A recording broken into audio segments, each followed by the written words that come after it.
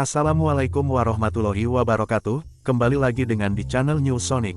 Kali ini kita akan membahas cerita tentang Palestina dan seorang anak yang bernama Amir yang menjadi pahlawan untuk warga Palestina.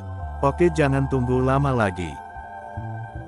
Di sebuah desa kecil di Palestina, hiduplah seorang anak laki-laki bernama Amir. Amir adalah seorang anak yang ceria dan penuh semangat. Meski hidup di tengah konflik yang tak kunjung usai, Amir selalu berusaha menjaga semangatnya dan berharap suatu hari nanti, perdamaian akan datang. Amir tinggal bersama ibunya di sebuah rumah sederhana. Amir adalah anak yatim dan dia anak ketiga dari 3 bersaudara. Kakak-kakak dan ayahnya meninggal karena terkena ledakan bom dan tertimpa bangunan saat di tempat kerjanya. Hanya Amir dan ibunya yang selamat karena waktu itu, Amir dan ibunya sedang berada di rumah. Meski hidup dalam keterbatasan, mereka selalu saling mendukung dan menjaga kebersamaan. Amir masih sekolah di bangku sekolah dasar. Setiap hari, Amir pergi ke sekolah dengan semangat tinggi. Ia belajar dengan giat dan bermimpi suatu hari nanti bisa menjadi seorang dokter untuk membantu orang-orang di desanya. Amir memiliki satu kakak laki-laki yang bernama Ali. Di sekolahnya, Amir dikenal sebagai murid pintar yang sangat baik oleh guru dan teman-temannya. Dia sangat rajin beribadah, belajar, menolong teman-temannya membersihkan kelas setiap hari, dan bahkan dia tidak pernah bolos saat sekolah. Meskipun dia sedang sakit, dia tidak pernah kehilangan semangatnya untuk belajar di sekolah. Nilainya pun selalu bagus dan selalu mendapatkan ranking ke-1, karena Amir mempunyai tekad yang tinggi dan dia tidak ingin mengecewakan orang tuanya. Walaupun hidup dalam keterbatasan, tidak membuat Amir bersedih meratapi nasibnya. Di dunia yang modern ini keluarga Amir tidak ada satupun yang mempunyai gadget ataupun handphone. Sedikitpun dia tidak mengeluh tentang nasibnya, karena dia yakin kebahagiaan akan datang suatu hari nanti saat dirinya berhasil mewujudkan cita-citanya. Hari-harinya selalu ditemani oleh Al-Quran dan buku. Tanpa kenal lelah Amir belajar semua materi yang diajarkan guru di sekolahnya. Singkat cerita, Amir pun tumbuh dewasa dan mulai melanjutkan pendidikan sekolahnya di universitas yang berada di Gaza. Dia mengambil jurusan kedokteran dan menekuni pelajarannya dengan sangat semangat. Amir mulai khawatir tentang kesehatan ibunya yang setiap hari semakin memburuk. Karena ibunya selalu batuk dan sesak nafas karena sering menghirup debu, Amir pun mencari cara untuk mengobati ibunya.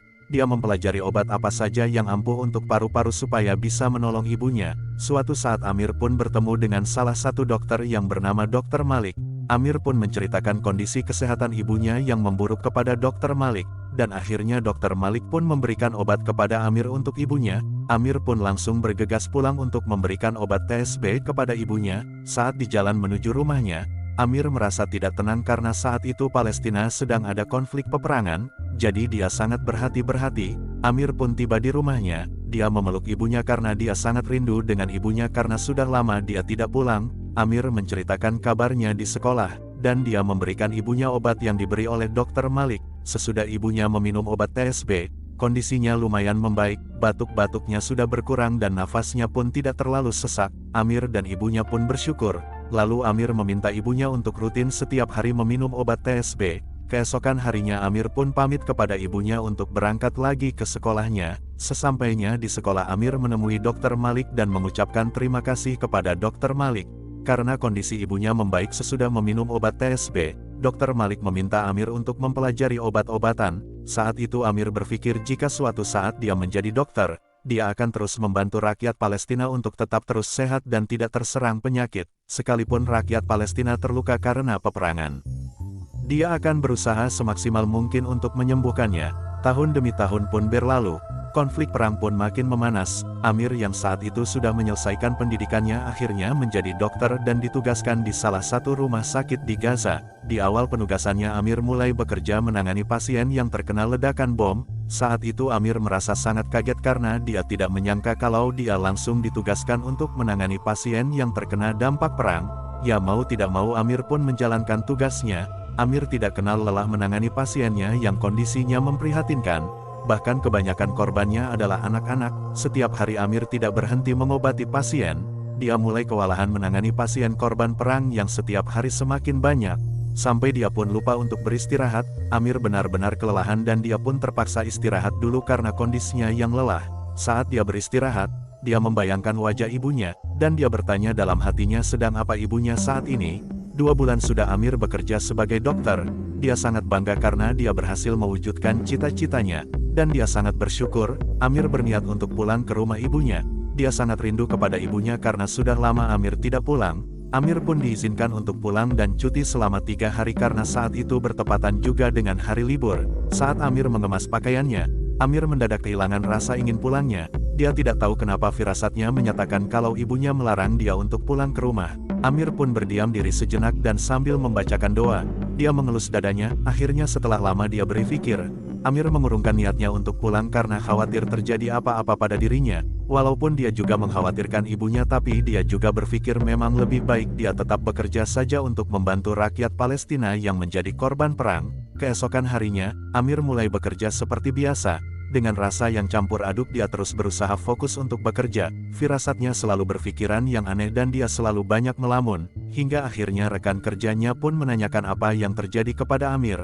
Amir bilang dia hanya tidak enak hati saja, dan rekannya menyuruh Amir untuk menenangkan diri dan mencoba berpikir positif supaya tidak mengganggu pekerjaannya. Amir pun mengikuti saran rekannya, dan perasaan Amir pun membaik.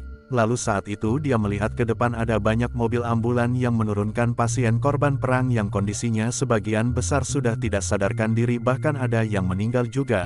Amir pun kaget dan dia keluar untuk melihat para korbannya. Amir menanyakan kepada supir ambulan, "Korban dari daerah mana ini?" Dan supir ambulan pun menjawab, "Korban-korban ini adalah korban di daerah di mana Amir tinggal." Sontak saat itu Amir pun kaget dan dengan paniknya dia melihat satu persatu korbannya. Amir sangat mengkhawatirkan ibunya karena dia takut ibunya menjadi korban. Sesudah dia melihat-lihat para korban, dia tidak menemukan ibunya. Amir pun saat itu mulai tenang karena ibunya tidak menjadi korban. Sewaktu Amir mau masuk lagi ke dalam rumah sakit, ada satu ambulan baru yang datang.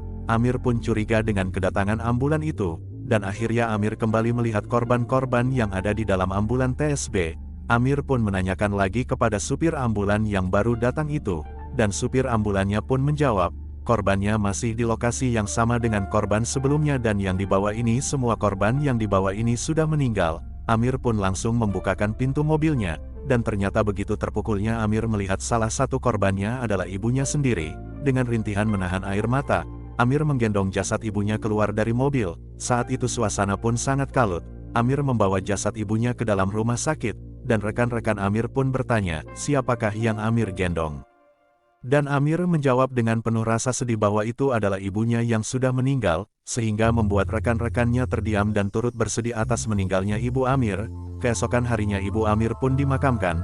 Amir terus-menerus meneteskan air mata karena dia tidak menyangka akan seperti ini akhirnya. Dalam hati Amir penuh dengan rasa penyesalan.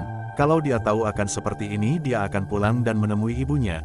Tapi takdir lebih memilih Amir untuk tetap hidup. Andai saja waktu itu Amir jadi untuk pulang, bisa jadi Amir pun akan menjadi korban dan mungkin bisa juga meninggal. Oke, jadi kurang lebih seperti itu ceritanya yang kita bahas di video kali ini. Jangan lupa untuk subscribe untuk cerita lainnya. Boleh juga di like dan share video ini. Sampai jumpa di video selanjutnya. Wassalamualaikum warahmatullahi wabarakatuh.